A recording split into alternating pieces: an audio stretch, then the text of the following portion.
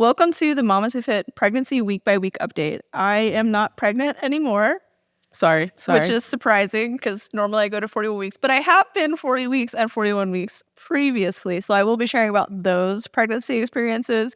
If seeing my baby is triggering for you, I apologize though. Just pretend she is not here. Just pretend it's still a pregnancy belly.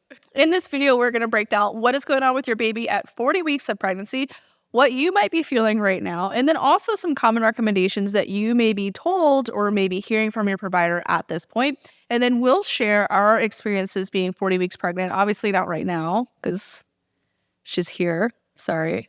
I'm sorry. But yeah.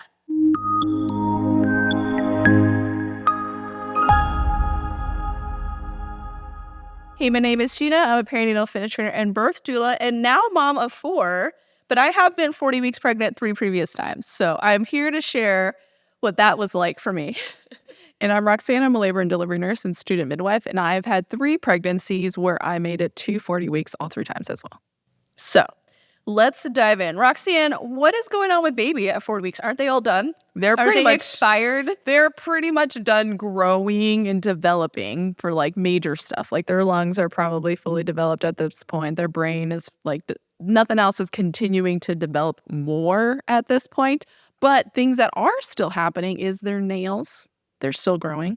They're still like growing larger, so they're putting on some more fat still. Their bones are still hardening, minus the skull bones, because we still want those to be able to mold and adjust through the birthing canal, and that's why they can come out with like a little cone head because those bones haven't hardened, but most of the other ones have hardened.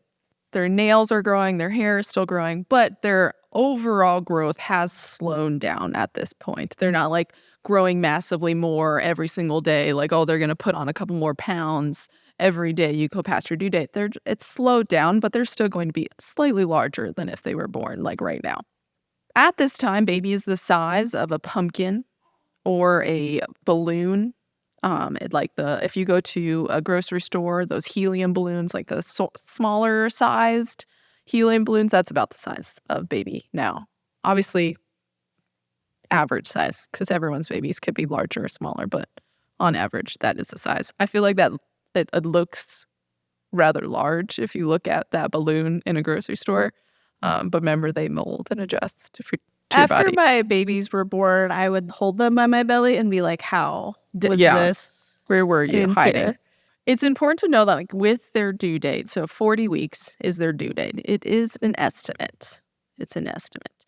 But also with our due date, a lot of people will tell you that your baby's movements slow down because they've run out of room. And that's why their growth slows down, because they do not have as much room to be able to grow massive amounts in that final weeks. But they should still be moving. And I'm going to say this every single time in every video. They should still be moving even though you're at your due date. The movements might be different. They're not going to be as large because, again, they don't have as much room. But you should still feel movements in the normal amounts that you have been. And if you are not feeling those movements, please go in and be seen and be assessed, because those are early signs that potentially something could be wrong with baby and they need to be assessed as soon as possible. So just to reiterate, your baby will still move. It is a myth and false that your baby will slow down in their movement or not move as much the closer you get to your due date, because that is something that I see a lot on social media. Is, oh, my baby moves less because I'm at my due date. That's not true. They should still be moving the same amount, but like Roxanne said, different frequency. And I know that I just repeated you, but it's a really important point to make. So it's really it with baby. Obviously, they're ready to come whenever they are ready. Any moment now. With you, obviously, pregnancy symptoms continue. The ones that you've been having, you might start feeling those Braxton Hicks or like prodromal labor contractions a little bit more since you're past your due date.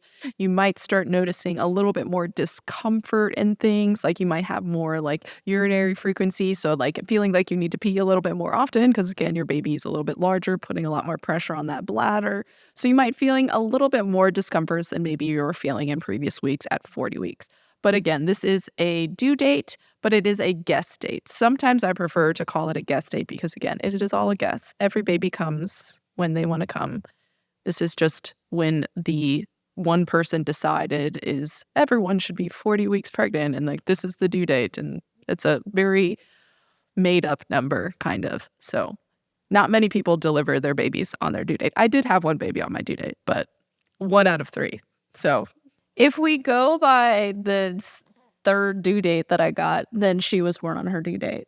But I don't think that was an accurate due date because it was a dating ultrasound in my second trimester, which is not accurate. Yeah. I would not go with that one. But at 40 weeks, since your body has been creating milk for a while, you might start noticing more leaky milk at this time too. So having some pads could be nice. But like just otherwise, normal pregnancy symptoms continues.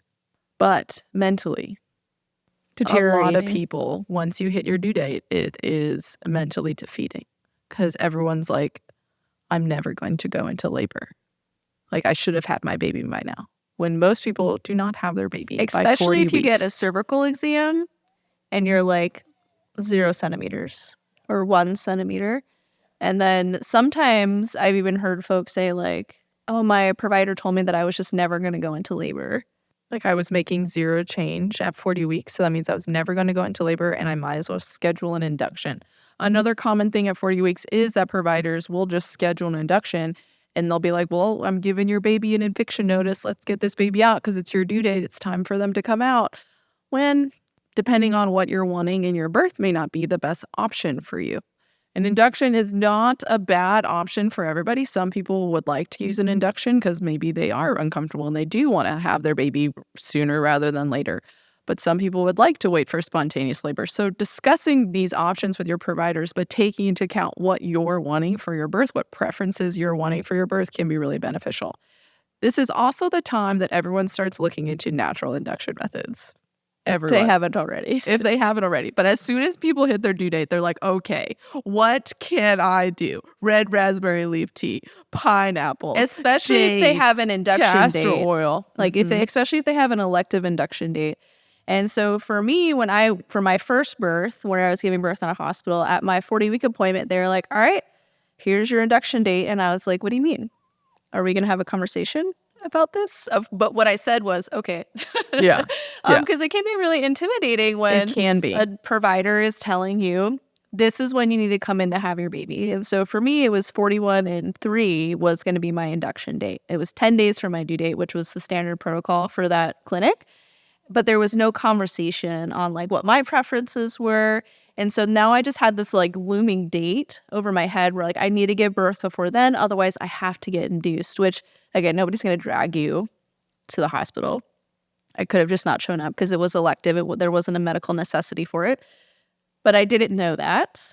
And so all of the natural induction methods were what I was like just really getting after. The dates, the tea, the evening primrose oil, the nipple stimulation. Like, everything I was doing to try to get things going. And for this birth, which was the earliest labor I've ever had, it was at 39 and 5, I did like nothing. I didn't even really drink raspberry leaf tea this pregnancy. I think I drank it like 2 times. And that was the earliest I've gone into labor. If you are curious about natural induction methods, we have some videos that we'll link below, as well as a blog on all of the different evidence to support each of those natural induction methods. But we are true proponents that a natural induction method is still an induction method. It's trying to push your body into doing something it's not yet ready to do, as well as put your baby into labor when maybe they're not yet ready to go into labor, because it is a team effort to go into labor. You release hormones as well as baby releases hormones.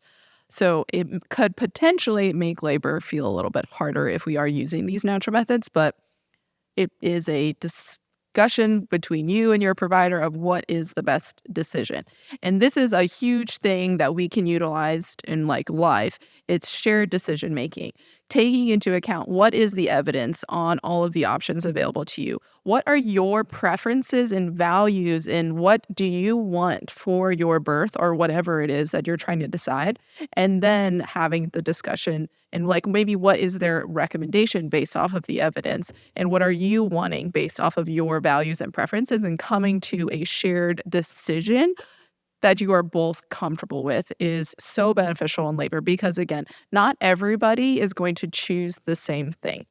So having this discussion with your provider, if they present this to you, as an option, whether it's an elective induction or maybe they're scheduling your post-term induction. This is when it's great to have that discussion and don't feel scared to approach them with it. And if they do have some sort of like feel like you're attacking them by asking them more questions, potentially maybe not having that particular provider at your birth can be beneficial, and maybe using a different provider within the practice if that's available to you at that time. Since at 40 weeks, it's a little harder to change providers, but maybe knowing like, hey, maybe this is not the person that I would like at my actual birth, and I would like to use someone else within the practice instead. So for me, I made it past 40 weeks in 3 of my 4 pregnancies, and things that I found really helpful to like mentally deal with being past my due date and this like looming concern about needing to be induced or potentially risking out of home birth was one, I was just trying to occupy myself like with different activities. And it was this like weird limbo where I'm like waiting for labor to begin and not wanting to plan too much just in case I have to like cancel things, but it still gave me like something to do. So like each day I would have like an activity that we were going to do that like would help just kind of take my mind off the fact that I was still pregnant. In previous pregnancies, I also was starting to implement a little bit more natural induction methods just to like give me some sense of control, like, but also knowing that like it probably wasn't going to push me into labor if I wasn't ready. But it was just like giving me something to help with my anxiety. And so if doing natural induction methods makes you more anxious, I would not recommend them.